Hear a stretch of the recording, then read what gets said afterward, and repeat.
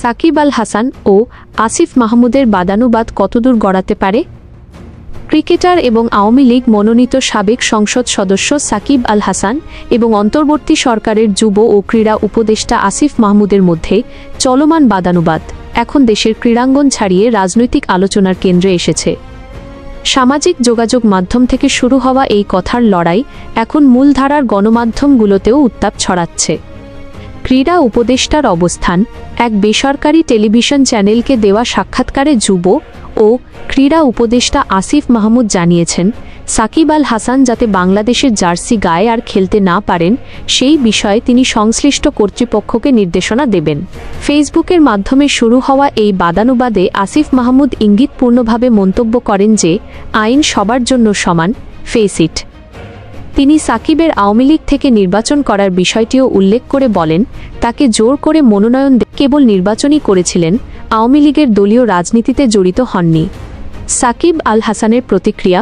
অন্যদিকে সাকিব আল হাসানও সামাজিক যোগাযোগ মাধ্যমে পাল্টা জবাব দিয়েছিলেন। তিনি ইঙ্গিতপূর্ণভাবে লেখেন, যাক শেষমেশ কেউ একজন স্বীকার করে নিলেন যে তার জন্য আমার আর বাংলাদেশের জার্সি গায়ে দেওয়া হলো না, বাংলাদেশের জন্য খেলতে পারলাম না।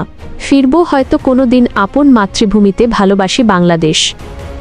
এর আগে জুলাই আগস্টের গণ অভ্যুত্থানের সময় নীরব থাকার অভিযোগে আওয়ামী লীগের সাবেক এই সংসদ সদস্যের বিরুদ্ধে অনেকের ক্ষোভ রয়েছে।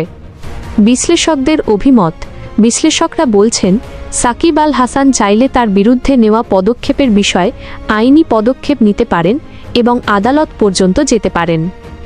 তবে চলমান রাজনৈতিক পরিস্থিতিতে আওয়ামী লীগ সরকারের অনেক মন্ত্রী ও সংসদ সদস্য যখন দেশের বাইরে আশ্রয় নিয়েছেন, তখন কেবল খেলোয়াড় স্ট্যাটাসের কারণে সাকিব আল হাসানের ক্ষেত্রে বিবেচনা শিথিল হবে বলে মনে করছেন না সংশ্লিষ্টরা। সম্ভাব্য পরিণতি। এই বাদানুবাদের পরিণতি বেশ কয়েকটি দিকে গড়াতে পারে। ১. ক্রিকেটীয় নিষেধাজ্ঞা। ক্রীড়া উপদেষ্টার নির্দেশনা বিসিবি গ্রহণ করলে সাকিবের জাতীয় দলের হয়ে খেলার সুযোগ চিরতরে বন্ধ হয়ে যেতে পারে। ২. আইনি লড়াই। সাকিব আল হাসান তার অধিকার রক্ষায় আইনি পথে হাঁটতে পারেন এবং আদালতের দ্বারস্থ হতে পারেন। ৩. রাজনৈতিক প্রভাব।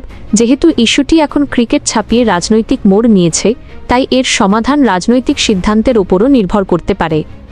আমাদের সব খবরের আপডেট সবার আগে পেতে জাস্টিস টেলিভিশনের ইউটিউব, ফেসবুক এবং অন্যান্য সকল সোশ্যাল মিডিয়া প্ল্যাটফর্ম ফলো করতে ভুলবেন না। আজকের মতো এখানেই শেষ করছি। আমাদের সাথেই থাকুন। Justice television, Dhaka.